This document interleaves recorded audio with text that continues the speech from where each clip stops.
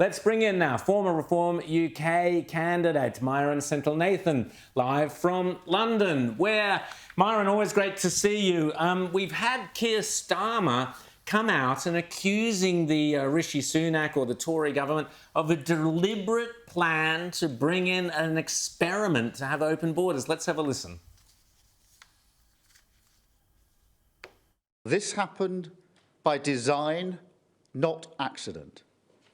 Policies were reformed deliberately to liberalise immigration.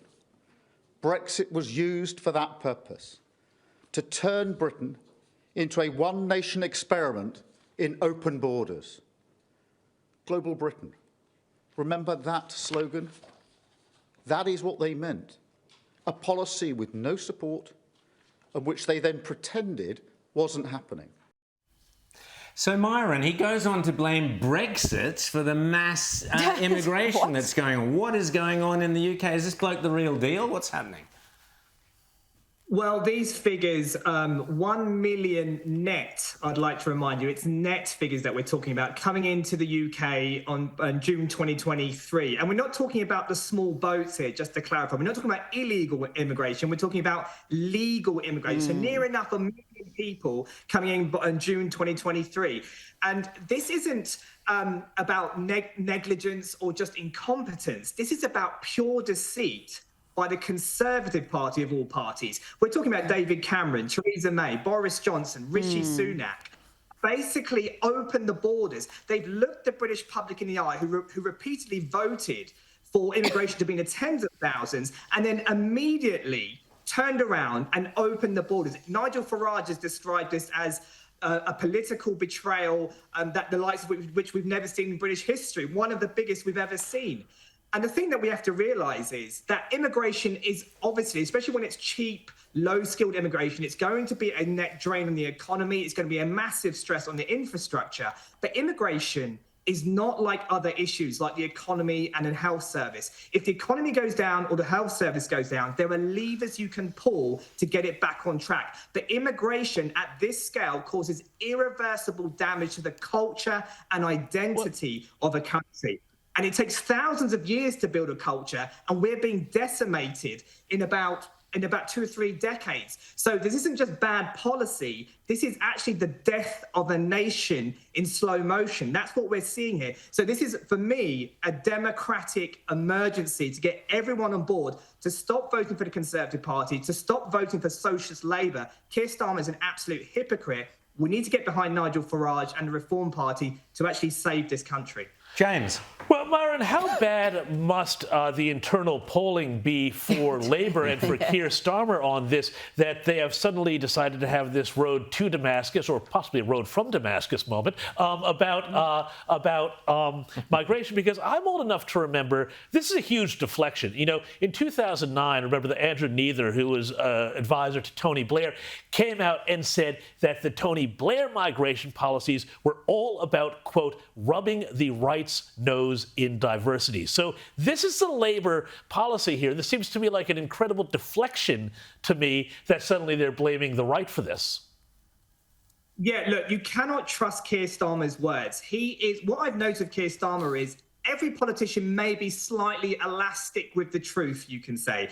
But Keir Starmer is very, very comfortable lying to the British public. And he is simply saying what he knows he's been advised to say, what he thinks the British public want to hear in the moment. Look, he is ideologically wedded to open borders. He is ideologically wedded to refugees welcome. He will not deflect. He will not control immigration. He's promised to smash the gangs and stop illegal migration from France. They've only increased. So there's no way his party or even his own self will allow him to control immigration. He believes in the global citizen, not the British citizen. Rita. But yet he has also talked about tackling illegal immigration recently, which is astonishing. Open borders Starmer suddenly is sounding like Donald Trump. And the polling I want to ask you about, Mayuran, there's polling that's come out just in the past week showing that Nigel Farage now has a higher favourability rating than Keir Starmer and a lower unfavourability rating. is it possible, I know where you stand on this, but let's be realistic, is it possible to break that Labor-Tory duopoly and have a third party win an election? Well, Nigel Farage has put it like this. I think every kind of, let's say, 500 years or something like that, there's a moment where the public wake up and they start to realise that there is a new political climate that we need. Now, we've had the Conservative Party for 14 years. We just looked at the migration figures there. We now have a Labour socialist government, which in 4 months, I think, is the most unpopular, most unprecedented negative polling you could possibly imagine. Reform UK with Nigel Farage needs to look at things on a 6-month by 6-month basis. We've got county council elections coming in 6 months' time, in sort of May time. If we do well then, that will build a further base. And what we're doing now is grassroots structures across the country. We've got 100,000 members that have joined in just sort of 4 or 5 months. We've got 400 branches across the country. We have the momentum, we have the trajectory. And I see, if you judge us on a 6-month by 6-month basis, I think it is possible. It is possible. But we need the public behind us, and we need to really understand the gravity of the situation. I honestly believe, as I said before, we're in a democratic emergency. We need a handbrake turn, and we only have 4 years to save this country. If the British public wake up to that, I think definitely Nigel Farage has a very strong chance of getting to number 10.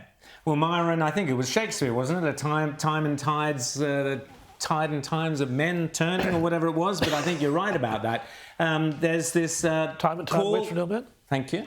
There's been a call for a general election. So there's been a kind of online petition which has gathered nearly probably over 3 million by now, signatures. Now, that is unprecedented by itself. So the man and woman on the street in Britain, are they fed up? Do you think, as Rita says, can we see a Nigel Farage PM? I'd love to. I think it'd be great. I've been wanting that for a long time. Well, they're absolutely fed up. And I think it's worth sort of informing your viewers that on paper, Keir Starmer and the Labour Party have a very strong constitutional mandate because they had all the right votes in the right places. So they got the right seats, enough seats to get into Parliament. However, nationally, 80% of the public didn't vote for them. So they have a very weak national mandate, a strong constitutional mandate, but a weak national mandate. And so they've called it a loveless landslide. And I think Andrew Neil has said that they have a mandate as wide as the ocean, but as shallow as a village pond. And I think that's the situation. So this is a very, very fragile government. And if you imagine, it's quite difficult to get the average person politically motivated to actually get up and do something about changing the country. But when this petition went round, it's amazing at how fast it gathered pace. So many people just paused their Netflix, put down their cup of tea, and actually thought, you know what, I'm going to sign this petition, because the anger and venom is so strong. Because like Andrew Neil mentioned really in a recent article, people have woken up that we now have amateur politicians, student politicians, that use vain ideology ahead of pragmatic policy. And that's the way I would describe them. Everything's about identity politics, net zero, clamping down on freedom of speech, hate speech, and so on. And we've seen it in the recent socialist budget. So much borrowing, so much taxation, yet they're saying, why isn't there growth? They don't know what they're doing. Amateur politicians who are playing fast and loose with the lives of British citizens. Myron, you think you got it bad. You should come to Australia. We specialise in undergraduate, student, left-wing politicians without a clue as to what they're doing.